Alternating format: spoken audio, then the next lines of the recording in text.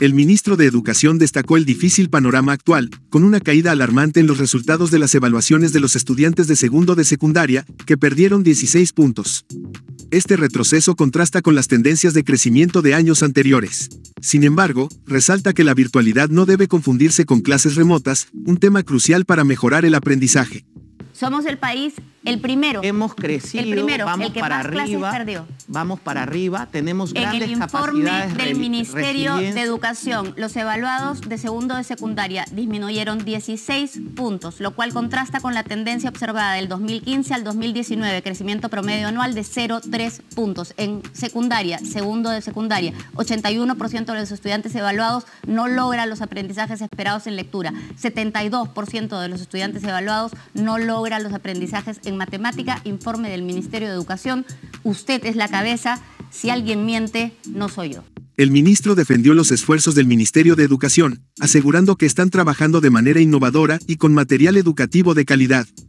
A pesar de los problemas, destacó que las escuelas rurales han mostrado avances significativos en los últimos años, sorprendiendo a expertos y demostrando la resiliencia de los estudiantes peruanos. ¿Clases virtuales? No. Clases remotas. Es diferente. La virtualidad es una parte de lo remoto, nada más. Se complementa con material educativo. Hay un trabajo serio, hay un trabajo innovador en el Ministerio de Educación. Si tú me decías que íbamos a conversar sobre el tema de distintas evaluaciones, te puedo decir que en la evaluación de aprendizajes del año 2023, las escuelas rurales han tenido un gran avance y ha sorprendido a muchos observadores. Los logros de la educación peruana no son tan malos como parecen. De hecho, en comparación con el resto del mundo, el país ha superado las expectativas en 8 de los 10 principales indicadores educativos, con solo 2 rezagos. Esto revela que los estudiantes peruanos tienen un notable potencial de adaptación y capacidad para aprender en condiciones difíciles. Creo que las cosas van mucho mejor en nuestra educación, no están tan mal, que nuestros estudiantes tienen grandes capacidades de resiliencia, de adaptación, que combinan mejor que otros estudiantes en el mundo. De los 10 principales indicadores, en 2 tenemos rezagos y en los otros 8 estamos muy por delante del promedio de la OCDE. En conclusión, el ministro resaltó que, aunque los estudiantes enfrentan desafíos, los peruanos somos expertos en adaptarnos a la adversidad. Este enfoque resiliente será clave para que los jóvenes sigan superando obstáculos, enfrentando con valentía los retos educativos del futuro, sin perder de vista el progreso logrado en las zonas rurales. De la OCDE y entre ellos el equilibrio entre el ocio y el tiempo de acceso a las clases. No es un lujo, es algo excepcional. Muchas gracias, señor ministro. Vamos a ver, los chicos son los que van a tener que hacer estos actos heroicos de seguir siendo los más resilientes. El ministro de Educación se defiende de las críticas sobre la virtualidad, citando un informe de la OCDE que destaca cómo Perú resistió bien la pandemia en áreas como lectura y ciencias. A pesar de las dificultades, asegura que los estudiantes lograron mantener un nivel adecuado, contradiciendo otros estudios que afirman lo contrario. ¿Qué estudios leyó usted que lo convencieron de que la virtualidad no hace daño? Porque yo estaba buscando y todos dicen que sí.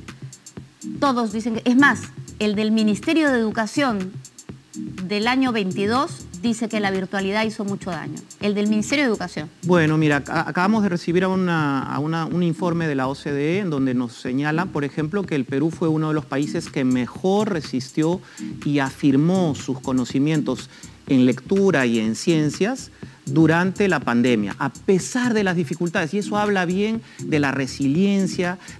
A pesar de las críticas sobre el impacto negativo de la virtualidad, el ministro sostiene que, aunque hubo retos, se logró un avance importante en ciertas áreas.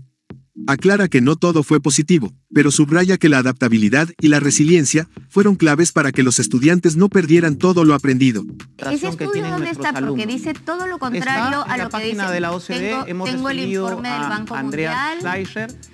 Hace 2 viernes estuvimos también trabajando con otros ministerios. Señor ministro, me parece muy raro una cosa. Yo tengo el informe del Banco Mundial acá y acá. Y lo he leído. Tengo el informe además del Ministerio de Educación, del suyo. Entonces, a ver, hagamos una cosa. Ya bajó el informe del Ministerio de Educación porque en el informe de ustedes dice que nos fue muy mal. Y usted me dice que los expertos le dicen que nos fue muy bien.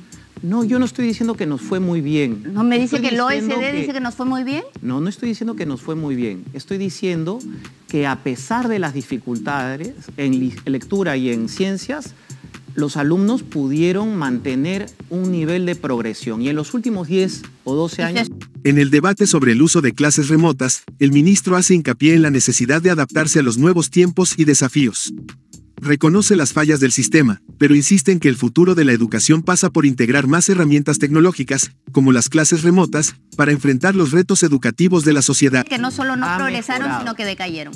En su estudio dice... Ha mejorado. En algunas zonas, en algunos lugares focalizados, ha habido eso que usted señala, pero en otras no. Y entonces yo siento que tenemos que adaptarnos, que ser flexibles, que estamos en una coyuntura en donde nos adaptamos al cambio, a la posibilidad de dar un paso hacia adelante en relación a lo que implican los retos de la sociedad futura.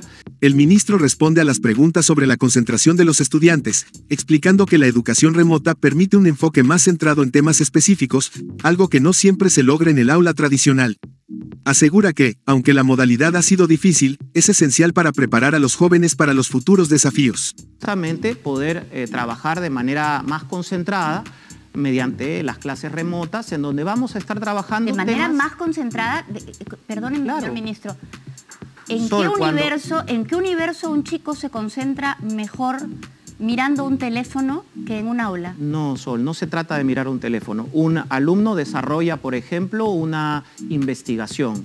Busca una serie de elementos y construye una argumentación que le permite escribir una presentación. Al ser cuestionado sobre si las clases presenciales serán reemplazadas por la modalidad remota, el ministro deja claro que no es el fin de las clases presenciales. Subraya la importancia de la seguridad de los estudiantes y la necesidad de adaptarse a una educación que combine lo mejor de ambos mundos, presencial y remoto. Bueno, con ese argumento quitemos las clases presenciales para siempre. No, y además vamos hay que a tener cuidar un la universo seguridad de de nuestros investigadores jóvenes y de nuestros niños. Finalmente, el ministro descalifica las afirmaciones de que Perú ha retrocedido más que otros países, defendiendo los avances que se han logrado, a pesar de las críticas.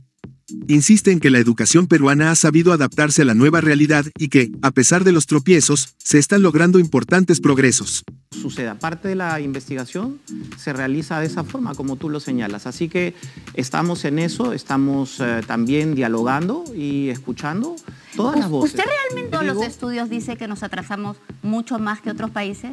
Es mentira porque eso. Somos el país que más clases perdió. Por otro lado, un grupo de personas se ha congregado en un plantón frente al Ministerio de Educación para protestar contra la decisión del gobierno de cerrar colegios y universidades durante la sede del APS. Aunque el evento es un orgullo para Perú, consideran que no debe afectar el derecho a la educación de los estudiantes. Un plantón en el Ministerio de Educación para protestar por la decisión arbitraria del gobierno de cerrar toda la educación, nidos, colegios y universidades. Creemos que como peruanos estamos orgullosos de ser sede de APEC. Es un orgullo para el Perú. Sin embargo, esto no debe ir en contra del derecho a la educación.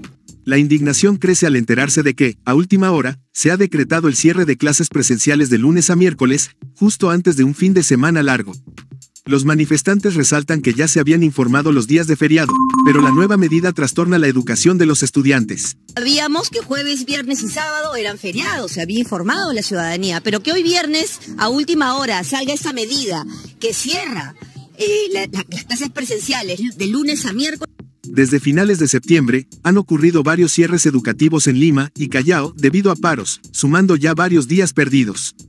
Esta protesta llega cuando se acerca el final del año escolar, haciendo un llamado urgente al gobierno para que comprenda la gravedad de seguir interrumpiendo el proceso educativo. Prácticamente es el cierre de una semana. Además hay un tema adicional. Desde finales de septiembre han ocurrido 4 cierres educativos en Lima y Callao por motivo de paro. El 26 de septiembre, el 10 y 11 de octubre y después alrededor de la veintena de octubre. Ahí ya van 4 días. Sumemos estos días que vienen por APEC. Estamos cerca al fin del año escolar. Es momento. Los manifestantes también subrayan que muchas familias en Lima Metropolitana y Callao enfrentan serias dificultades para acceder a educación en línea, ya que algunos hogares solo cuentan con un teléfono móvil y no tienen computadoras. Esta brecha digital hace aún más difícil la educación para los estudiantes de bajos recursos. gobierno se entienda que no podemos seguir cerrando la educación. Las personas que nos escuchan a través de la señal de Canal N son conscientes de la realidad que viven los hogares en Lima Metropolitana, en el Callao, en Huaral. Sabemos que para muchos hogares solamente hay un celular. Muchos hogares no tienen computadora. ¿Qué opinas de esta situación que están pasando varios estudiantes? ¿Consideras que era necesario implementar las clases virtuales para el PAC? Déjanos saber tu opinión en la caja de comentarios y no olviden seguirnos en todas nuestras redes sociales.